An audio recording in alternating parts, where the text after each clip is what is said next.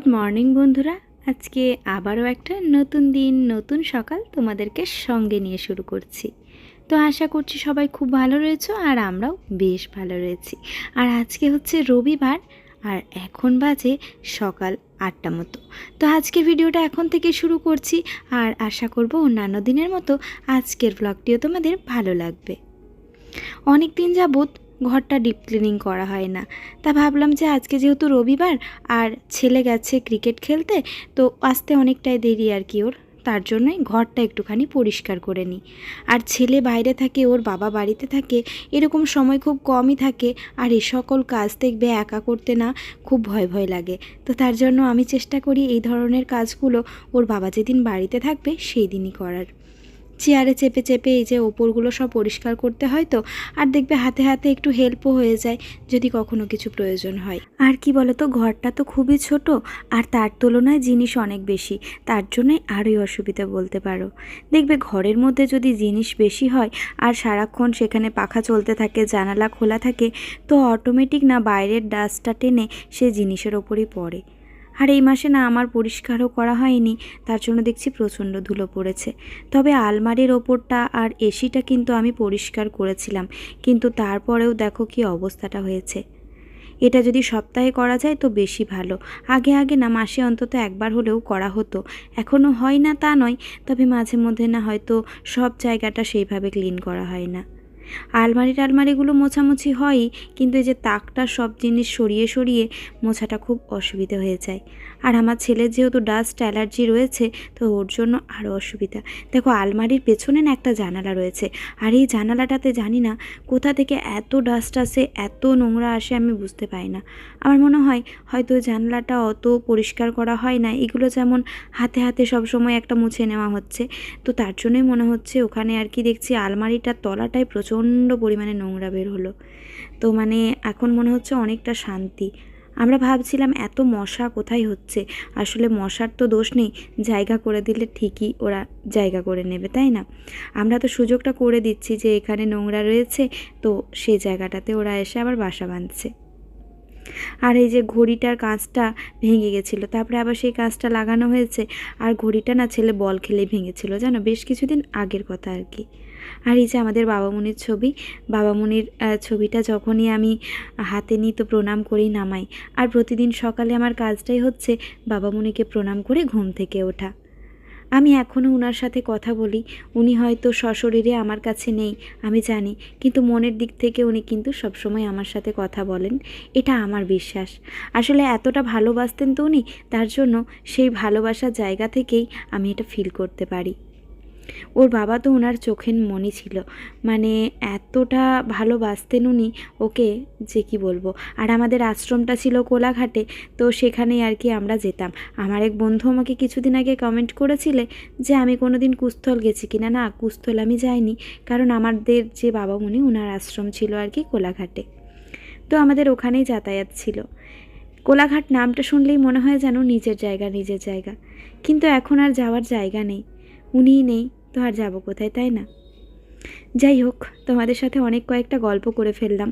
আসলে যখন ওনাকে দেখি তখন আমার সেই কথাগুলো মনে পড়ে যায়। খুব বেশি দিন আমি ওনাকে পাইনি, হয়তো বা খুব জোর 1.5 বছর পেয়েছি, কিন্তু তার মধ্যে থেকেই যেন উনি আমাকে অনেকটা আপন করে নিয়েছিলেন। তো এই যে এরপরে এই স্টিকারগুলো তো দেখছি ধুলো পড়েছে, তো এই জায়গাটাও একটুখানি মুছে নিলাম। আর স্টিকারগুলো যেন ওই দিকের দেওয়ালটায় দেওয়া ছিল, সেখানে আবার স্টিকারটা তুলেছি, মানে ছেলে আর কি নখে দিয়ে ছিঁড়ে দিয়েছিল, তো সেখান থেকে আবার পিঁপড়ে হচ্ছে, কি বলবে বলো, আবার ওই দেওয়ালটায় স্টিকার দিতে হবে।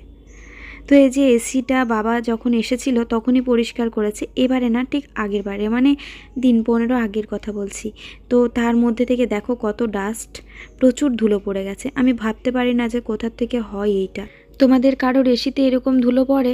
এরপর আমি ভাবছি একটা কভার লাগিয়ে দেবো, ওপর থেকে বলছে নাকি হাওয়াটাও বের হবে আর কভারে আর কি ডাস্টটা আটকে যাবে, সেটাই মনে হচ্ছে বেশি ভালো হবে। তো এই যে আলমারিটাতেও দেখছি প্রচুর ধুলো পড়ছে, তো এটাকে না একটা ব্যবস্থা করতে হবে, বলতে এইটা আমি নিয়ে এসেছিলাম, তো এটাই আর কি ভাবছি এখন এখানে দিয়ে দিই আলমারিটার ওপরে, তাহলে যা ধুলো পড়ার এটার ওপরেই পড়বে, আলমারিটা নষ্ট হবে না। সাদা জিনিস তো কখন জানি না নষ্ট হয়ে যাবে, ধুলো ধরে যাবে বা তেল চিট বসে যাবে। যেহেতু আমার বেডরুমের পাশে আর কি কিচেন, আর সবসময় তো কিচেনে দরজা দেওয়া যায় না, না। আমাকে হোম ট্যুর চেয়েছো, হোম ট্যুর অবশ্যই দেব, কিন্তু কী যে ট্যুর দেবো আমি সেটাই একবার ভাবি। আর যখনই আমি আমার হাজব্যান্ডকে বলি যে আজকে না হোম ট্যুরের ভিডিও বানাবো, ও তখনই না হাসতে থাকে জানো, বলবে কি ভিডিও বানাবে এই ঘরটার হোম ট্যুর।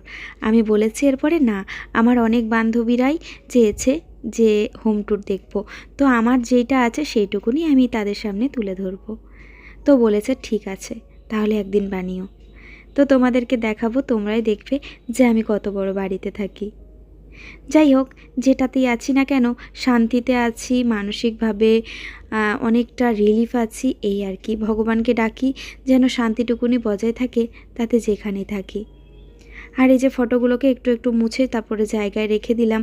এগুলোর পিছনেও দেখছি প্রচণ্ড পরিমাণে নোংরা পড়েছিল, আর আমি না এই চাদরটা বিছিয়ে দিয়েছিলাম, তো যত নোংরা আর কি এই চাদরটার ওপরে পড়েছে। এখন চাদরটা আমি তুলে নিলাম, তাহলে কি হলো, ম্যাটটার ওপরে কোনো রকমের কোনো নোংরা হলো না। আগে আমি ম্যাটটার ওপরে একটা আলাদা চাদর বিছিয়ে তারপরে আর কি চাদর বিছাতাম, এখন আবার কিছুদিন যাবৎ সেটা হচ্ছিল না, তো আজকে আবার সেটা করেছে। আসলে তাড়াহুড়োর মধ্যে না তখন আর দুটো চাদর বিছানোর কথা খেয়াল থাকে না, তাড়াহুড়োতে একটাই হয়ে যায়। ড্রেসিং টেবিলটাও একটুখানি মুছে নিলাম। যখন সব কিছু ঘর ঝাড়বে দেখবে প্রত্যেকটা ফার্নিচার কিন্তু আবারও নোংরা পড়ে যায়, তাই ফার্নিচারগুলো যতই প্রতিদিন মোছা হোক না কেন, এই ঘর ঝাড়লে কিন্তু সব কিছু মুছতে হবে। এই ড্রেসিং টেবিলের পেছনে দেখছি বেশ কয়েকটা প্লাস্টিক আর কয়েকটা থলি। আমার হাজব্যান্ড এগুলো করে জানো, মানে ও যেখানে থলি পেলো বা প্লাস্টিক পেলো, আমি তো ওগুলো আলাদা জায়গা আছে সেখানে রাখি, আর ও কিন্তু কী করবে, এই আলমারির পিছনে দিয়ে দেবে, এই ড্রেসিং টেবিলের পিছনে দিয়ে দেবে। তো সেটাই আমি একবার করে হাসি যে তুমি এরকম কাজ কেন করো, যেটা আমাকে ডাবল করে আবার করতে হবে। তো ও কিছু বলে না, হাসে। আমি ওকে যাই বলি না কেন, মানুষটা এতটাই শান্ত যে কিছুই আমাকে বলে না। তো মা এবারে এসে বলছে তুই ওরকম একদম বলবি না সব সময়। আর কি করব বলো, দুজনে মিলে থাকি তো একটু হাসি, একটু মজা, একটু আনন্দ করে থাকতেই বেশ ভালো লাগে। নিজেদের মধ্যে খুনসুটি আনন্দ, তার মধ্যে থেকে ভালোবাসা লুকিয়ে থাকে, তাই না? তো এইগুলো খাটের তলার থেকে বের হলো, মানে ভাবছো যে আমি কোথায় ছিলাম? আবার 7 দিন পরে যখন আবার পরিষ্কার করব আবার এরকমটা বের হবে। জানি না কোথার থেকে কি হয়, কি ব্যাপার, কিছুই বুঝতে পারি না। আর ওই যে ভাই যে ক্যাজনটা দিয়েছিল সৃজনকে, সেই ক্যাজনের ভেতরে আর কি কিছুই ছিল না, শুধুমাত্র শোলা ছিল। তো ওটার মধ্যে বেশ কয়েকটা খুচরো খুচরি জিনিসগুলো রেখে দিলাম, আর ওই শোলাগুলো সব বাইরে ফেলে দিয়েছি। শোলা থাকলে ঘর নোংরা হবে, আর সৃজন দেখতে পেলেই বলবে যে আমি খেলবো, তার জন্য আমি ওইটা আবার ফেলে দিয়েছি শোলাগুলো। তো চলো, এখন নিজেকে অনেকটা পরিমাণে শান্তি লাগছে যে না, সমস্ত কিছু আপাতত আর কি ক্লিন, কারণ ওই ঘরটা কয়েকটা দিন আগেই পরিষ্কার করেছি। আর রান্নাঘর আমার সব সময়ই পরিষ্কার থাকে। তো রান্নাঘরেরও আবার একটা নতুন জিনিস আজকে আসবে, তো তারপরে তোমাদের সাথে শেয়ার করব। আজকের ভিডিওতে আর হবে না, কারণ সেটা বিকেল করে হয়তো আসবে, আর আজকের ভিডিওটা অলরেডি অনেকটাই বড় হয়ে গেছে। তো এখনও পর্যন্ত ভিডিওটা তোমাদের কেমন লেগেছে অবশ্যই কমেন্টে জানিও। যদি ভিডিওটা ভালো লেগে থাকে তবে অবশ্যই একটা লাইক করে দিও।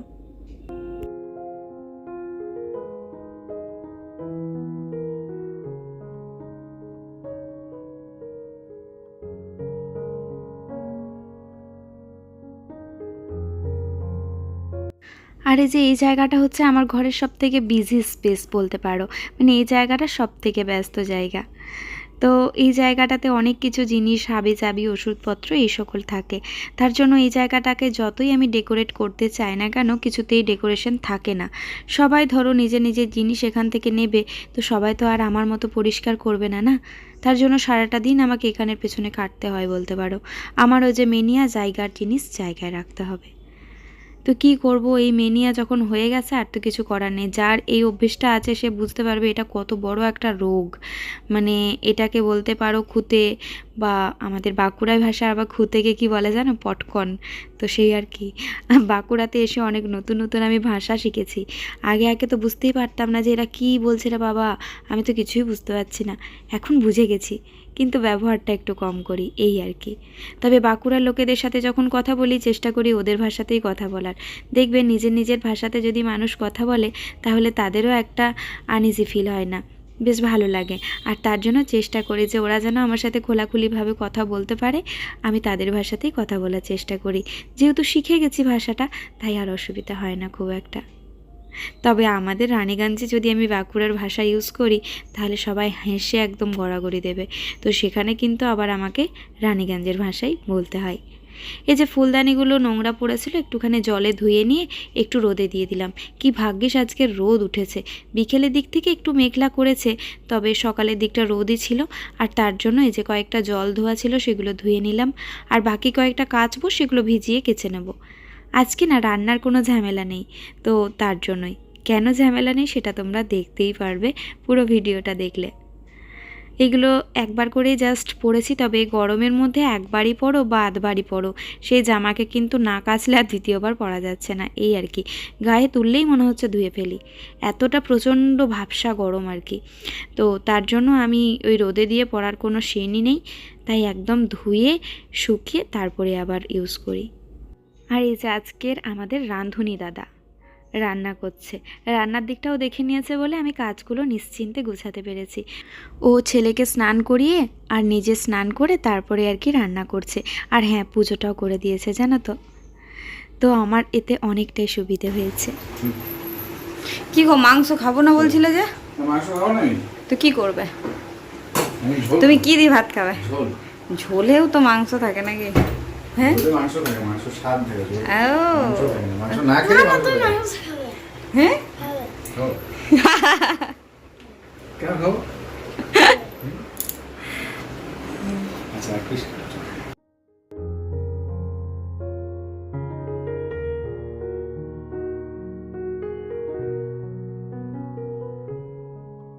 আর এই যে কাঁচাগুলো খাওয়া দাওয়ার পরে আর কি ছাদে এসে মেলে দিচ্ছি। খুব খিদে পেয়ে গেছিলো, এত কাজ করেছি। কোন সকালে একটুখানি খাবার খেয়েছিলাম, আর তার মাঝে আমাকে 2 গ্লাস শরবত বানিয়ে দিয়েছে। আমার আবার এই প্রচণ্ড ঘাম বেরোলে নুন চিনি খেতে হয় বারে বারে জানো, নচেত আমার শরীরটা প্রচণ্ড পরিমাণে টায়ার্ড লাগে। তবে নুন চিনি খেলে দেখেছি আর টায়ার্ডনেসটা অতটা লাগে না। কিন্তু এই যে একবার খেটে নিলাম, এখন অনেকটা শান্তি। এখন তো দিন 15 নিশ্চিন্ত, তারপরে আবার না হয় ক্লিন করব। আর এরকম তো সারাদিনের কাজ থাকবেই, তাতে যাই হোক না কেন। দেখবে একদিন যদি কাজ না থাকে আমাদের কেমন লাগে বলো? আমাদের ভালো লাগে? মনে হয় ধুর কিছুই কাজ নেই, কী যে করবো কিছু বুঝে পাচ্ছি না। তো কাজের মধ্যে দিয়ে ব্যস্ত থাকাটাই আমার মনে হয় বেশি ভালো।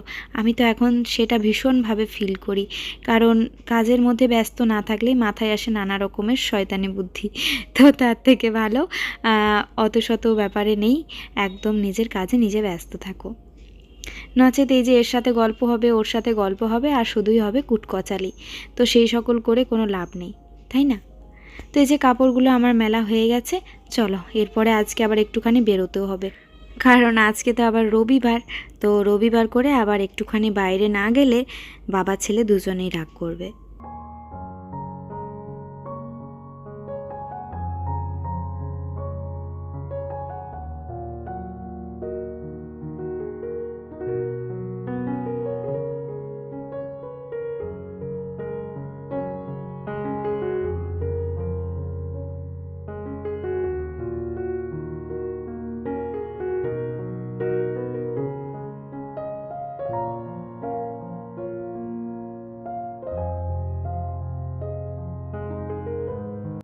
তো এই তো জায়গা মতো আবার সব কিছু গুছিয়েও রেখে দিয়েছি, দেখতে বেশ সুন্দর লাগছে। পর্দা দুটো চেঞ্জ করব, দেখি পর্দা দুটো ভাবছি নিয়ে আসবো, কারণ আগে যে পর্দাগুলো রয়েছে সেগুলো আবার এগুলোতে লাগবে না। Good evening friends. এখন বাজে ওই সন্ধ্যে 6:30, আর এখন আমরা বেরোবো আর কি একটুখানি। আজকে যেহেতু সানডে, তো ঘরে তো মন বসে না, সানডেতে একটু বেরোতে। আমার নতুন ব্যাট কিনতে যাব। ব্যাট ওই যে তোমার চেয়ারে চাপা শেষ হয়নি? আমার সকালে চুকেছে, ও বলটা পারলো আর কি, ওপর থেকে উপরে উঠে গেছিল ছেলের বল। সারাক্ষণ বাড়িতে বল পিটছে, কি আর সাজাবো বলো তো? আমি খাটের তলার থেকে বল বেরিয়েছে, 13টা বল বেরিয়েছে। 13টা খাটের তলার থেকে বলগুলো সব পেয়েছে। এই যে দেখি দাও, এই দেখো সৃজনের সমস্ত বলের কালেকশন। 1 2 4 আবার তো খাটের তলায় যাবে, এই তো দেখা যাচ্ছে তো মাছ। 6 ঠিক আছে 7 8 10 11 12। আচ্ছা ঠিক আছে। 13 রেখে দাও যেখানে ছিল, জায়গা মতো রাখবে তাহলে সব সময় পাবে, আর নচেত হারিয়ে যাবে, এদিক ওদিক হয়ে যাবে, তখন আর তুমি সব থেকে ভালো, এই বলটা আমি বেশি ভালো মানতে পারি। ওই বলটা। এই বলটা তো সৃজনকে একটুখানি চিড়ে ভাজা খাওয়ালাম, তারপর আর কি এখন বেরিয়ে যাচ্ছি। চলো, গরম লাগছে ঘরের মধ্যে, কিন্তু বাইরের ওয়েদার খুব সুন্দর। আর এই বর্ষাকালে, মানে বর্ষা তো পড়েনি আমাদের এখনো, এই সময়ে এইটি আমার বড্ড অস্বস্তি করে, মানে এর থেকে অস্বস্তিকর বোধহয় কিছু নাই। খুব কষ্টকর আর কি, যেদিনে শ্যাম্পু করি সেই দিনটা। যাই হোক, আজকের দিনটা পেরিয়ে গেলে কালকে আবার ঠিকঠাক হয়ে যায়। তো চলো এখন বেরোই, তোমাদের সাথে আবার একটু পরে দেখা হচ্ছে। টাটা। আর বেরিয়ে না ছেলে মোমো খেলো আর আমি একটু চা খেলাম। তারপরে চলে এসেছি যে নার্সারিতে। বিকেল আসবো ভেবেছিলাম, কিন্তু বিকেলে তো ওই যে বললাম তোমাদেরকে রান্নাঘরে একটা ছোট্ট কাজ হয়েছে, তাই মিস্ত্রি এসেছিল, তাই বেরোতে আমাদের লেটও হয়ে গেল। তো আমি যখন বলেছি আজকে নার্সারি আসবো, মানে আসবোই আজকে, মনটা যেন না কেমন টানছিল গাছের দিকে। তো দুটো গাছ নিয়েছি, তোমাদেরকে বাড়িতে গিয়ে দেখাবো। আর এই যে ছেলের জন্য একটা ব্যাগ নিলাম, আর বেশ কিছু ফল নিলাম, ফলটা শেষ হয়ে গেছিলো বলে। তো চলো তাহলে বন্ধুরা, আজকের মতো ভিডিওটি এখানেই শেষ করছি। তোমাদের সাথে দেখা হবে আবারও পরবর্তী ভিডিওতে। ততক্ষণে সবাই খুব ভালো থেকো, সুস্থ থেকো আর সাবধানে থেকো। আর ভিডিওটা কেমন লাগলো সেটা অবশ্যই কিন্তু কমেন্টে জানাতে একদমই ভুলবে না। যদি ভিডিওটা ভালো লেগে থাকে তবে অবশ্যই ঝটপট করে একখানা লাইক করে দিও, আর শেয়ার করতে পারো নিজেদের কাছের মানুষদের সাথে। তাহলে আজকের মতো এখানেই বিদায় নিলাম। Tata, bye bye, good night.